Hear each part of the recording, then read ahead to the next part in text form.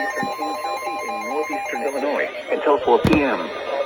At 3:16 p.m., showers capable of producing tornadoes was located near Elburn or near Canton Hills, moving north at 30 miles per hour.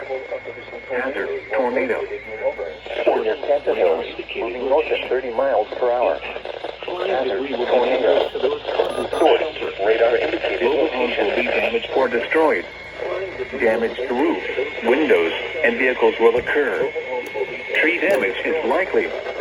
Locations impacted include Elgin, Carpentersville, St. Charles, Algonquin, Hunley, Geneva, Canton Hills, South Elgin, Ingree Grove, Gilbert, West Dundee, Hampshire, Elburn, Barrington Hills, Sleepy Hollow, East Dundee, Wayne, Valley View, and Lily Lake.